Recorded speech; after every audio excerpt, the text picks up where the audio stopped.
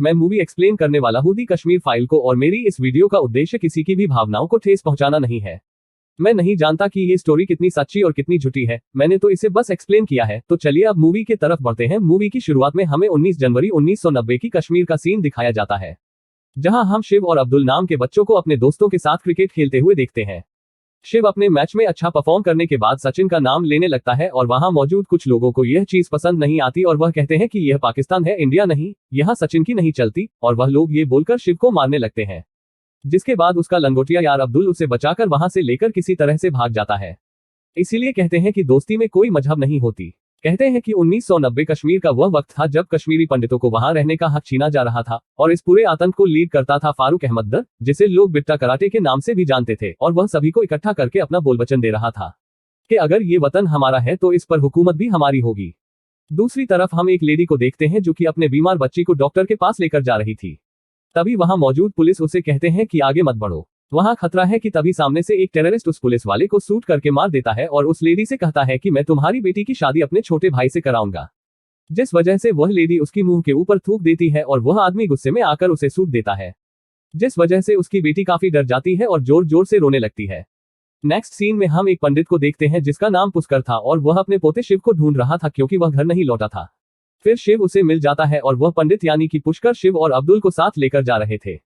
तभी पीछे से एक आर्मी की जीप आती है और कहते हैं कि मेरे साथ चलो क्योंकि माहौल गर्म है, तुम्हें कोई नुकसान ना पहुंचा दे। बट अफसोस वह आदमी की जीप आधे रास्ते में ही ब्लास्ट हो जाती है।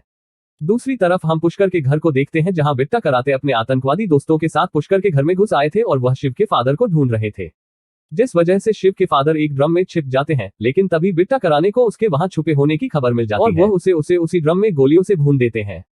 वहां बैठी शिव की मां जिनका नाम श्रद्धा था, वह ये सब अपनी आंखों से देखकर काफी डर जाती है, और तभी वहां पर पुष्कर भी आ जाता है, जिस पर बिट्टा कराटे श्रद्धा को उसके पति के खून से रंगे चावल को खाने के लिए फोर्स करता है और कहता है अगर तुमने इसे खा लिया तो मैं तुम्हें और तुम्हारे बच्चों को जिंदा छोड़ दूंगा। और फिर इसी के साथ कहानी पहुंच जाती है प्रेजेंट के टाइम में, जहां हम ब्रह्मा दत्ता नाम के एक आदमी को देखते हैं जो कि अभी भी कश्मीर में रह रहा था, और यहाँ पर उसे मिलने पुष्कर का छोटा पोता कृष्णा पंडित वहां आता है जो कि अब दिल्ली में रह रहा था। लेकिन वह अपने साथ अपने दादाजी यानी कि पुष्कर के अस्थियों को लेकर आया था क्योंकि अब उनकी डेथ हो चुकी थी। कृष्णा के वहां आने पर कुछ और लोग भी वहां आ जाते हैं जो कि पुष्कर की भी कभी दोस्त हुआ करते थे। महेश जो कि एक डॉक्टर, हरीश जो कि अपने वक्त में डीजीपी थे, और एक दोस्त जो कि एक जर्नलिस्ट था। लेकिन कृष्णा को अपनी मॉम डैड की डेथ के बारे में कुछ भी पता नहीं था कि आखिर उनकी डेथ कैसे हुई थी और कब हुई थी। उस बेचारे को ऐसा लगता था कि उसकी मॉम डैड की डेथ एक्सीडेंट में हो गई थी। और फिर इसी के साथ सीन शिफ्ट होती है दिल्ली के जेएनयू यूनिवर्सिटी में, जहां कृष्णा ऑडिटोरियम में बैठा प्रोफेसर राधिका के लेक्चर सुन रहा होता है। राधिका यहां पर बैठी बहुत सारे स्टूडेंट को भड़का रही थी कि उन्हें कश्मीर को आजादी दिलानी है और कश्मीर को इंडियन गवर्नमेंट से खतरा है, और यह उसी टाइम की बात है जब आर्टिकल 370 को कश्मीर से हटाया गया था। लेकिन बहुत सारे लोग इसके अगेंस्ट थे, इंक्लूडिंग प्रोफेसर राधिका। राधिका को भी ऐसा लगता है कि कश्मीर को इंडिया का पार्ट नहीं होना चाहिए था, और वह यह भी बताती है कि 1998 में कोई भी जेनोसाइड नहीं हुआ था और न ही किसी पंडित को मारा गया था। और उसकी बातें सुनते सुनते कृष्णा को भी यह सब सच लगने लगता है, जिसके बाद कृष्णा अपने कॉलेज के प्रेसिडेंट इलेक्शन में खड़ा होता है, और इसी चीज का फायदा उठाते हुए राधिका कृष्णा को मैनिपुलेट करके अपने साइड करते जा रही थी। और सीन फिर से एक बार पास्ट की तरफ शिफ्ट होती है और हमें 1980 का सीन दिखाया जाता है। यहाँ पुष्कर ब्रह्मा दत्ता से मिलने जाता है क्योंकि वह एक आईएएस ऑफिसर था। वह उसे बोलता है कि कश्मीरी पंडितों को प्रोटेक्शन की काफी जरूरत है, और खास करके मेरे बेटे को, क्योंकि उसके बेटे को बिट्टा कराटे ने इंडियन पुलिस के मुखबिर करार दिया है, यानी कि हिंदुस्तानी जासूस। यह सब सुनने के बाद ब्रह्मा दत्ता कहता है कि ठीक है, मैं कुछ करता हूं। फिर ब्रह्मा दत्ता और पुष्कर रास्ते में जा रहे थे तो पुष्कर उतरकर सब्जी लेने लग जाता है, तो वहां सब्जी वाला पुष्कर को पैसे रिटर्न करते वक्त उसे पाकिस्तानी करेंसी दे देता है, जिस पर पुष्कर को यह बात अच्छी नहीं लगती, तो वह सब्जी वाला कहता है कि जिस गली में रहोगे उसी की करेंसी मिलेगी ना। यह सब देखकर ब्रह्मा को काफी गुस्सा आता है और वह उसे जेल में बंद करवा देता है, जिसके बाद ब्रह्मा वहां के सीएम से पंडितों की सेफ्टी के बारे में बात करने जाता है, जिस पर सीएम उसे ही दोषी करार देते हैं और कहते हैं कि तुम यहाँ के आईएएस हो और शांति बनाए रखना तुम्हारा काम है। सीएम उसके बातों को इग्नोर करके आगे बढ़ जाता है, और तभी हम देखते हैं कि सीएम बिट्टा कराटे से कुछ बात कर रहा था। इसका मतलब आप यह समझ ले कि सीएम खुद बिट्टा कराटे से मिला हुआ है। और फिर इसी के साथ सीन शिफ्ट होती है परसेंट में, जहां पर ब्रह्मा की वाइफ कृष्णा को उसके मॉम डैड की तस्वीर दिखा रही थी, क्योंकि कृष्णा ने आज तक उन्हें नहीं देखा था। क्योंकि जब लोग कश्मीर से भागे थे उनके पास इतना भी वक्त नहीं था कि वह लोग अपने साथ कुछ सामान ले जा पाते। अब यहाँ पर ब्रह्मा जेनोसाइड के बारे में कुछ बोलता है तो कृष्णा उसे बोलता है कि कोई भी जेनोसाइड नहीं हुआ था। यह सब बस एक झूठ है और उस रात 5 लाख कश्मीरी पंडित नहीं बल्कि सिर्फ 2 लाख कश्मीरी पंडित कश्मीर छोड़कर निकले थे और उन्हें मारने वाले भी आर्मी के लोग ही थे, और वह कश्मीर के लोग जो टेररिस्ट बन रहे हैं उनका जिम्मेदार भी हम लोग ही हैं। अगर आप उनके बच्चों को जीप से बांध करके घसीटोगे और एक की वजह से सभी को टेररिस्ट बुलाओगे तो जाहिर सी बात है कि वह लोग टेररिस्ट ही बन जाएंगे। ब्रह्मा को कृष्णा की यह सब बात सुनकर काफी गुस्सा आ जाता है और फिर वह कृष्णा को फ्लैशबैक में ले जाता है और स्टोरी एक बार फिर से पहुंच जाती है उसी रात में, जब भी बिट्टा कराटे श्रद्धा को उसके पति के खून से लिपटी चावल खाने को बोल रहा था। श्रद्धा अपने बच्चों को खोना नहीं चाहती थी, इसीलिए वो चावल को खा लेती है, जिसके बाद वह टेररिस्ट अपने वादे को पूरा करते हुए उन लोगों को उसी हाल में छोड़कर वहां से चला जाता है। जिसके बाद पुष्कर ब्रह्मा को कॉल करके बताता है कि उन जालिमों ने मेरे बेटे की गोली मारकर हत्या कर दी है, और वह यह भी कहता है कि जब पूरे इंडिया के साथ भी ऐसा ही होगा तब याद रखना कि तुम भी उन्हीं लोगों में एक होगे जिनकी वजह से ऐसा हो रहा होगा। फिर पुष्कर अपनी बची हुई फैमिली के साथ एक ट्रक में बैठकर वहां से दूर जगह चला जाता है और फिर वह लोग कश्मीर से थोड़ा दूर टेंट में रह रहे होते हैं।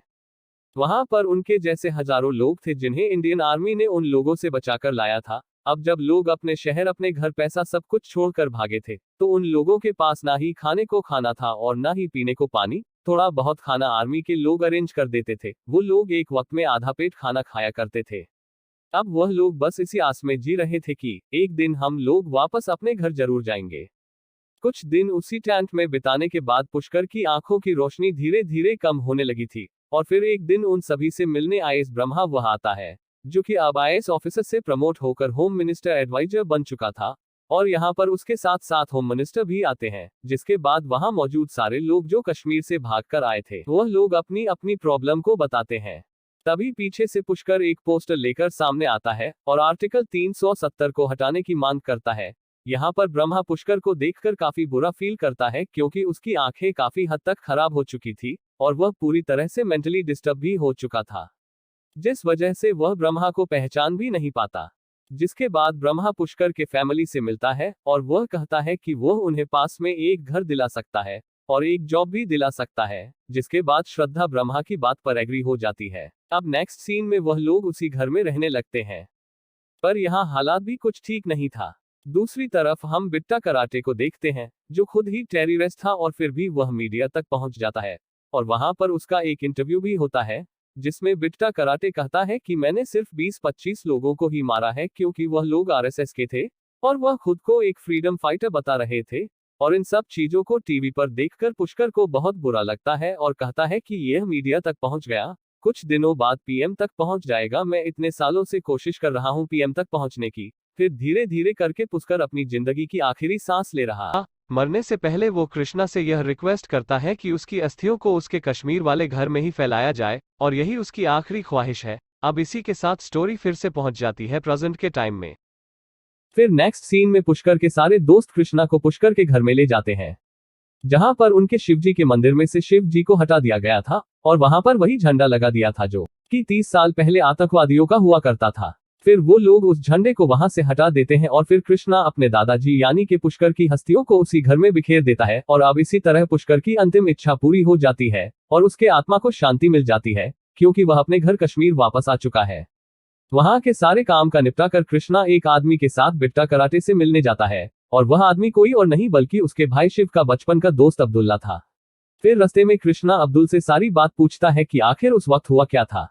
अब्दुल अपनी जुबानी सारी बात उसे बताने लगता है और कृष्णा उसकी सारी बात अपने फोन में रिकॉर्ड कर रहा था। अब्दुल उसे बताता है कि मैं और मेरा परिवार कभी भी कश्मीरी पंडितों की एजेंट्स में नहीं थे, बल्कि शिव तो मेरा बहुत ही अच्छा दोस्त था और जब तुम्हारा परिवार उस घर को छोड़कर भाग रहा था तो मेरे अब्बू ने उन लोगों की काफी ज्यादा मदद की थी।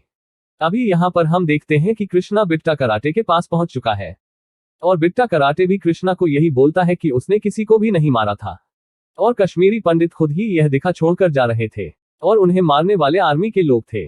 और बिट्टा कराटे यहाँ पर अपना कंपैरिजन भगत सिंह और महात्मा गांधी जैसे फ्रीडम फाइटर से करता है। यह सब सुनने के बाद कृष्णा को लगता है कि बिट्टा बिल्कुल सही कह रहा है और इसी बात पर वह जाकर ब्रह्मा से झगड़ा भी कर लेता है और उसे खूब खरी खोटी सुनाता है। अब जब पानी सर से ऊपर चली जाती है तो ब्रह्मा गुस्से में आकर कृष्णा के सामने 3 फाइल रख देता है जब कृष्णा उस फाइल को पढ़ता है तो उसकी तो होश उड़ जाते हैं, क्योंकि उसमें उसके भाई शिव और उसकी मां का भी फोटो था और उसे बिट्टा कराटे ने ही मार दिया था। यह सब जानने के बाद कृष्णा वापस से अपने कॉलेज में जाता है, जहां वह प्रोफेसर राधिका एक सॉन्ग गा रही थी जो सभी स्टूडेंट को कश्मीर को लेकर मिसगाइड कर रही थी। फिर राधिका कृष्णा को स्पीच देने को बोलती है, क्योंकि वह कॉलेज का प्रेसिडेंट बनने वाला था और अब वक्त आ जाता है जब कॉलेज की सारे लोगों को सच मालूम चलने वाला था। कृष्णा मैक लेकर कहता है कि बहुत साल पहले एक ऋषि मुनि कश्मीर गए थे, जिनका नाम ऋषि कश्यप था, और उन्होंने वहां पर काफी वक्त तक श्रद्धा की और ज्ञान हासिल किया, और उन्हीं के नाम पर इस स्टेट का नाम कश्मीर पड़ा। और ऐसे ही करते करते बहुत सारे ऋषि मुनि और ज्ञानी लोग कश्मीर गए और वहां पर बहुत सारे रिसर्च की, और इसी तरह बहुत सारे पंडितों ने मिलकर कश्मीर को बसाया। पर एक दिन वहां पर कुछ टेररिस्ट आए, जो कि शुरू में तो वहां पर पनाह लेने के लिए आए थे, और कश्मीरी पंडितों ने उन्हें रहने दे दिया, और धीरे धीरे करके उन्हें पता चला कि कश्मीर कितना ज्यादा खास है, और फिर उन्होंने वहां पर कश्मीरी पंडितों पर ही अटैक करना शुरू कर दिया। उन्होंने कश्मीरी पंडितों को मारा, उनसे जबरदस्ती कलमा पढ़वाया गया, जबकि इस्लामिक बुक में यह लिखा है कि किसी को भी जबरदस्ती कलमा पढ़वाना या जबरदस्ती मुसलमान बनाना सख्त मना है। लेकिन उन जालिमों ने सिर्फ पंडितों को ही नहीं मारा, इसके अलावा जो मुस्लिम भी उनके खिलाफ आवाज उठा देते उन्हें भी मार दिया जाता था और उसे इस्लाम का दुश्मन करार दिया जाता था। और इसी तरह उन्होंने धीरे धीरे मेजॉरिटी में रहने वाले कश्मीरी पंडितों को वहां पर माइनॉरिटी में बदल दिया, और बाकी के 5 लाख पंडित वहां से भाग गए, जिस वजह से बहुत सारे हिंदू मुसलमानों के बीच की दोस्ती टूट गई। आज तो हमारे पास पूरी पावर है कि हम लोग वहां वापस से जाकर रह सकते हैं, और कोई हमें ऐसा करने से रोक भी नहीं सकता। बट कश्मीरी पंडितों को उनके ही घर से निकालकर भगा दिया गया, और वह लोग अपने घर जा भी नहीं सकते थे। उसकी पूरी स्पीच में लोगों ने उसे कई बार रोकने की कोशिश भी की, पर अब कृष्णा को सच समझ में आ गया था, और वह इसीलिए बिना रुके बोलता गया। कृष्णा यह भी कहता है कि हमारे नेता लोगों को तो बस मसाला चाहिए, उन्हें बस इंडिया पाकिस्तान करने वाला चाहिए, लेकिन कोई भी भूखमरी की बात नहीं करता, कोई किसी कमजोर पे हो रहे जुल्म की बात नहीं करता, और हमारे भोले भाले हिंदू मुसलमान भाई उनकी बातों में आके आपस में लड़ जाते हैं। जिसके बाद कृष्णा रोते हुए अपनी मां यानी कि श्रद्धा और अपनी भाई की स्टोरी बताता है, और इसी के साथ कृष्णा की स्पीच फ्लैशबैक में पहुंच जाती है, जिस दिन उसकी मां और भाई को मारा गया था। यहाँ पर हम देखते हैं कि पुष्कर अपनी फैमिली के साथ घर में रह रहा होता है, और फिर एक दिन बिट्टा कराटे और उसके लोग यहाँ पर आर्मी की ड्रेस में आ जाते हैं और उस पूरे एरिया पर भी कब्जा कर लेते हैं, जिसे आईएस ब्रह्मा ने उन लोगों को रहने के लिए दिया था। बिट्टा कराटे वहां पर कब्जा करते ही श्रद्धा को हेरेस्ट करना शुरू कर देता है, और फिर एक के बाद एक सभी को मौत के घाट उतार देता है, और इसी के साथ यह मूवी यहीं पर खत्म हो जाती है। तो दोस्तों, इस वीडियो को खत्म करने से पहले मैं आपको एक जरूरी बात बताना चाहूंगा कि मैं नहीं जानता कि किस मूवी की स्टोरी कितनी सच्ची है और कितनी झूठी, लेकिन मैं यह जरूर कहना चाहूंगा कि आतंकवादी का कोई मजहब नहीं होता है, वो किसी भी धर्म का हो सकता है। आप लोग इस फिल्म को देखकर अपनी भाईचारा खराब ना करें। मैंने तो बस इस मूवी की स्टोरी कवर किया है, बाकी आप खुद समझदार हो। और जो लोग भी मेरे चैनल पे नए आए हैं, वीडियो को लाइक करके मेरे चैनल को सब्सक्राइब करें और मुझे कमेंट करके जरूर बताएं कि इस स्टोरी के बारे में आप क्या सोचते हो।